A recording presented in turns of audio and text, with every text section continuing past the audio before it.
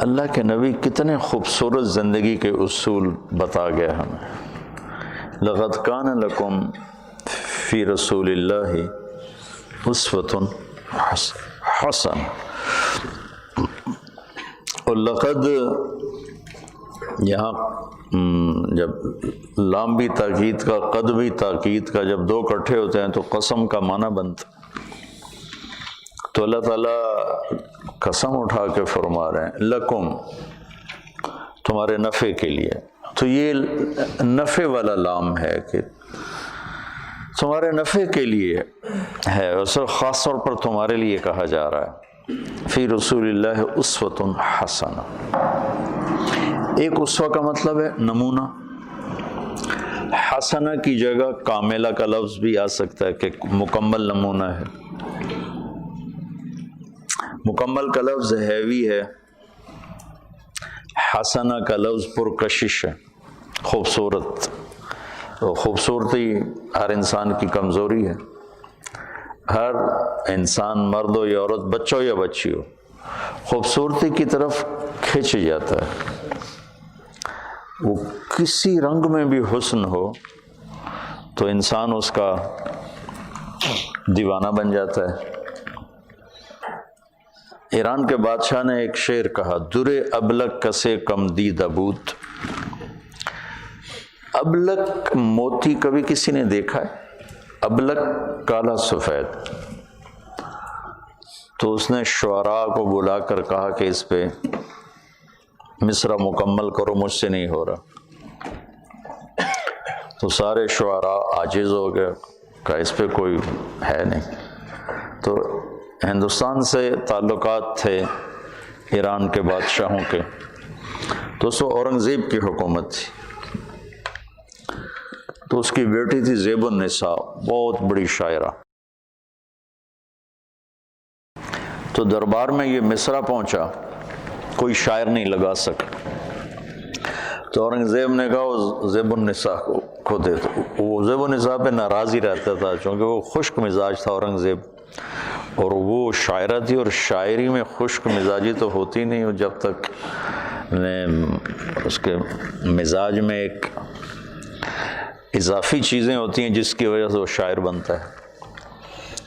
تو اس کے سامنے مصرع پڑھا گیا، در ابلک کسے کم دی دبوت. تو اس نے بغیر سوچے کا ولے اشک بتان سرما آلوت.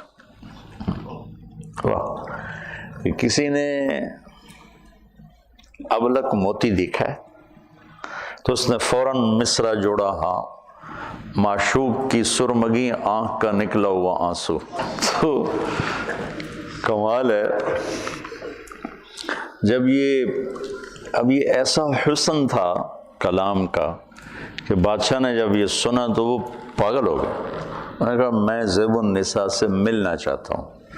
یہ بتا رہا ہوں کہ حسن کسی چیز میں بھی ہو تو آدمی کھنچتا ہے. میں نے کہا میں زیب النساء سے ملاقات کرنا چاہتا ہوں.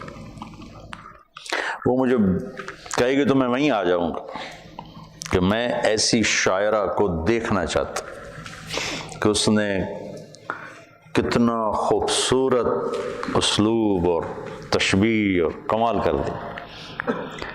تو زیب النساء نے پھر شعر لکھ کر بھیجا، در سخن من مخفی منم چون بوئے گل در برگ گل.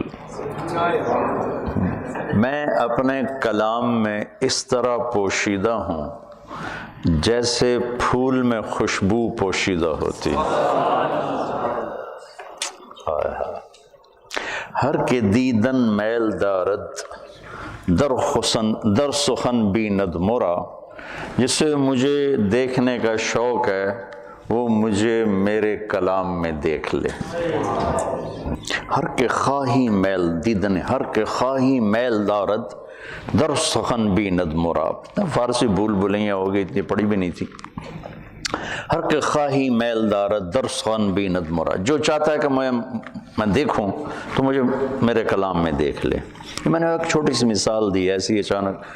تو انسانی فطرت ہے کہ خوبصورتی اس کو پکڑ لیتی ہے. تو میں قربان جاؤں، اللہ نے کہا تمہارے لیے حسین ترین اگر زندگی گزارنا چاہتے ہو تو میرا نبی ہی نمونہ ہے.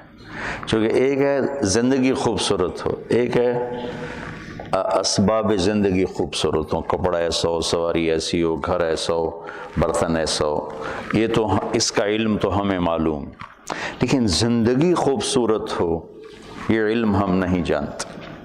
یہ سب اللہ کے پاس ہے، اور اللہ کے بعد پھر اللہ کے محبوب پہ اتارا گیا. ما ينطق عن الهوى ان هو الا وحی یوحی. تو ایک ہماری کمزوری ہے حسن پرستی. تو اللہ نے اس لحاظ سے اتنا خوبصورت لفظ استعمال فرمایا، کاملہ کی بجائے مکمل. ایک وزن ڈالتا ہے کہ مکمل ہونا پڑے گا. اور حسن، حسن کا ہر کوئی دیوانہ ہے.